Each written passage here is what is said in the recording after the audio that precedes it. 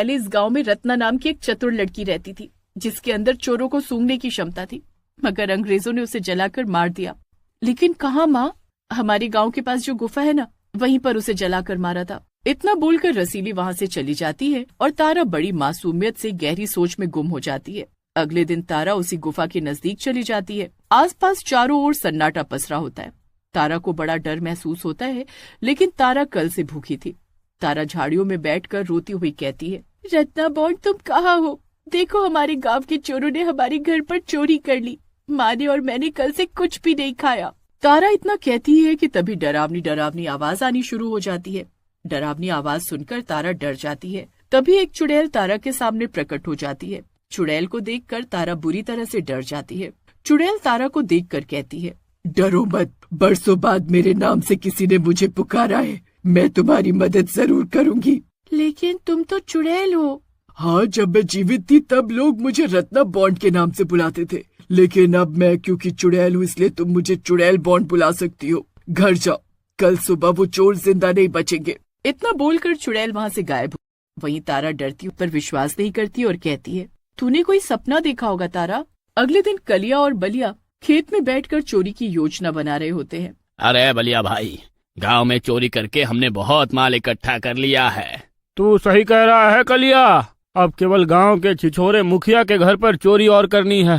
उसके बाद हम सब दोनों शहर चले जाएंगे और जीवन भर ऐश करेंगे और गांव कभी वापस नहीं आएंगे। बलिया इतना कहता ही है कि तभी वहाँ पर चुड़ैल प्रकट हो जाती है। चुड़ैल को देखकर बलिया और कलिया की हालत खराब हो जाती है। बलिया डरते हुए कलिया से बोलता है, अरे कालिया भाई, ये तो चुड़ैल है, अरे भागो यहाँ से। अरे ये चुड़ैल कहाँ से आ गई? अरे तभी चुड़ैल उन दोनों की ओर देखकर गुस्से से कहती है, मैं चुड़ैल बॉन्ड हूँ, चोरों की गंध सूंघ लेती हूँ मैं और उन्हें जीवित नहीं छोड़ती। और उन दोनों का खून पीकर उन्हें मार देती है और वहाँ से गायब हो जाती है। कुछ ही देर में वहाँ पर गांव वाले एकत्रित हो जाते हैं। गांव का मुखिया कलिया और बलिया की ओर देखकर डरे हुए अंदाज में गांव वालों से कहता है, अरे ये तो हमारे गांव के कलिया और बलिया है। अरे कितने शरीफ और इज्जतदार व्यक्ति थे ये, इन्हें किसने मार दिया? तभी गंगा मौसी गुस्से से मुखिया से कहती है, किसने कहा ये शरीफ थे? अरे छिछोरे मुखिया, मुझे पूरा यकीन है यही तो चोर थे। तभी वहाँ पर एक तांत्रिक आ जाता है जो कलिया और बलिया की लाशों को देखकर बुरी तरह से चौंकता हुआ कहता है, इनकी हत्याएं सामान्य नहीं लगती। इन्हें देखकर ऐसा लगता है जैसे इन्हें किसी चुड़ैल ने मारा हो। अबे ओ तांत्रिक, चल भाग यहाँ से। तांत्रिक की बात पर कोई विश्वास नहीं करता। कलिया और बलिया का अंतिम संस्कार कर दिया जाता है। अगले दिन धर्म काका अपने कमरे में बैठे होते हैं कि तभी उनकी पत्नी विमला एक मिठाई का डिब्बा लेकर आती है। धर्म काका अपनी पत्नी से कहते हैं, अरे ये तो शहर की मिठाई लगती है। हाँ, कुछ देर पहले सोचना, डॉक्टर ने आपको मिठाई खाने से मना किया है। इतना कहकर विमला मिठाई का डब्बा रखकर वहाँ से चली जाती है। मेरी पत्नी तो मुझे मीठा छूने तक नहीं देती, चलो चुरा कर खा लेता हूँ। धर्म काका जैसे ही मिठाई के डब्बे को हाथ लगाते हैं तभी वहाँ पर चुड़ैल प्रकट हो जाती है। चुड़ैल को देखकर धर्म काका बुरी तरह से डरते हुए बोलते हैं, चुड़ैल? अरे ये चुड़ैल कहाँ से आ गई? मैं चुड़ैल बॉन्ड हूँ, चोरों को सूंघ लेती हूँ मैं। तू मिठाई की चोरी कर रहा था ना, तू जीवित नहीं बचेगा। इतना बोलकर चुड़ैल बॉन्ड धर्म काका को मार देती है और वहाँ से गायब हो जाती है। इस दृश्य को छुपके से धर्म काका की पत्नी विमला देख रही होती है। वो तुरंत दौड़ते हुए मुखिया के पास जाती है और उसे सारी घटना बताती है। मुखिया उसकी बात पर विश्वास नहीं करता। उस दिन के बाद गांव में कोई भी व्यक्ति अपने घर में कुछ पैसों की या खाने की चोरी करता तो चुड़ैल बॉन्ड उसे मार देती। धीरे धीरे गांव में दहशत का माहौल फैलने लगता है। कुछ दिन बाद मुखिया विमला से कहता है, मुझे अब तुम्हारी बात पर विश्वास होने लगा है।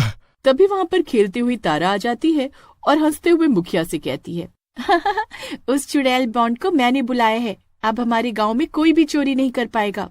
तभी वहाँ पर रसीली आ जाती है और मुखिया से कहती है, मुखिया जी तारा सही कह रही है, जब उसने पहली बार बताया था तब मैंने विश्वास नहीं किया था।